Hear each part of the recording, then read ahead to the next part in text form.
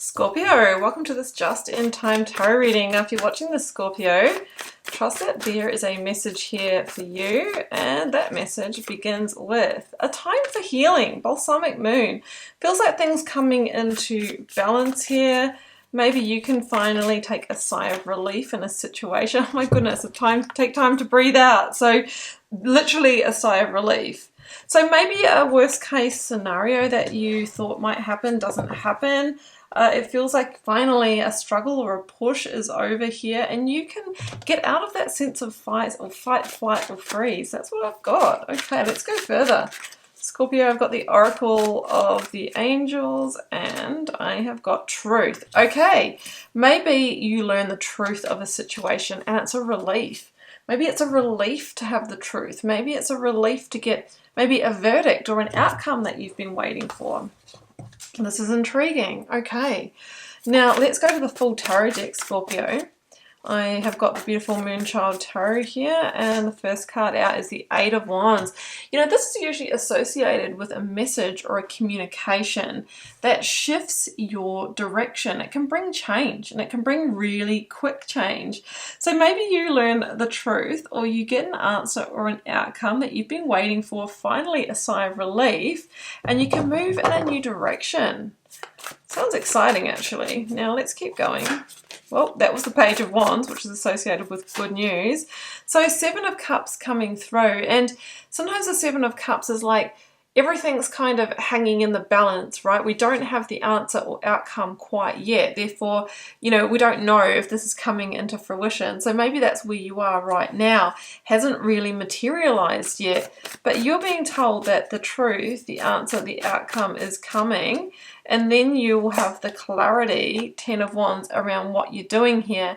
Now, the Ten of Wands feels like the answer or outcome in some kind of hard work period or some kind of struggle or challenge here. Often with the Ten of Wands, we're carrying the weight of the world on our shoulders, like we're carrying a burden. And somehow this truth releases you from that. So that is really interesting as well for some of you. Let's keep going.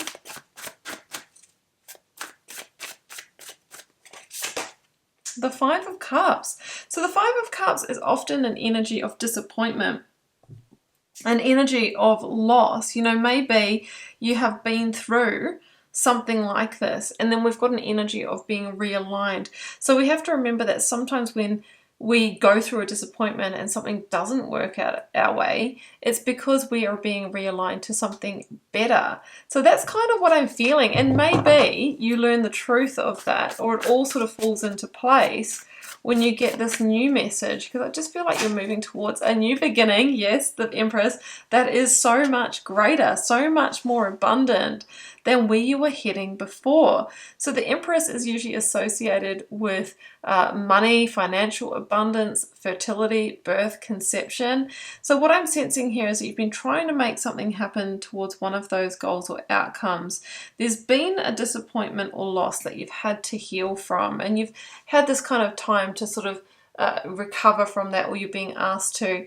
But now something happens that changes your direction, that brings you that change that is far greater or better timing. You're going to learn that truth. Three of Pentacles. I always say that the Three of Pentacles is the energy of the Empress, or the dream of the Empress, which is whatever you're trying to create here. What are you trying to birth? Becoming a reality, like it's the solid outcome of the Empress. So I just think that finally something is happening that you've wanted to happen for ages, but you've had a few false starts.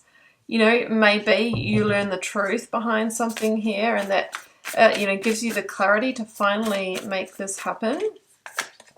Yeah, the Moon, like this could be around conception for some of you. Maybe there's been a miscarriage or something like that. I'm very sorry if that's been the case, but it feels like the outcome is happening here. We could talk about conception, like some of you might have been trying to conceive a new job, conceive a new home, conceive a new business, right? The Moon is about hidden paths being revealed. I think there's been some false starts. There's been some losses here. But finally, you're getting the solid outcome. That's what I have. Judgment is here. Yeah, and it talks about the last call. like a judgment call. Maybe you make a judgment call. I'm going to give this one last go, you know, or try one last thing. And it's the very, very thing that works, you know, and you might also be on the receiving end of a judgment call with the Eight of Wands. Yeah, that liberates you for good. The Death card is here. So what I've got here essentially is that we've got a powerful cycle shift. Now, I just feel that there has been loss or disappointment towards what you're trying to create here, but you get one last chance or one last judgment call here. You might receive a message, you've finally been successful. You know, you might try a new approach and finally you get that outcome.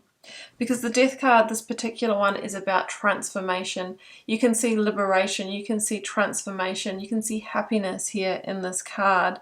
So I just get the feeling that finally what you've been trying to create is coming into fruition. You're being asked to keep trying, and it feels like there may be a truth, an outcome, or a verdict that you're going to learn that really changes the game. So I'm going to leave it there, Scorpio, and also let's not forget that this is your major arcana, so it feels like you end up in your power here. So I'll leave it there, and if you would like to tune this energy for your own personal circumstances, please do follow the first link down below to my website. You can check out what I offer over there.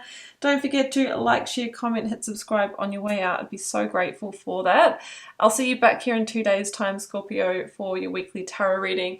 And do remember that your 2024 yearly tarot reading is also live here on YouTube. You can find the playlist on my channel page or in the playlist tab to see what the possibilities and potentials and predictions are for your year ahead. So I'm just going to wish you all the love and magic, Scorpio, and say bye for now.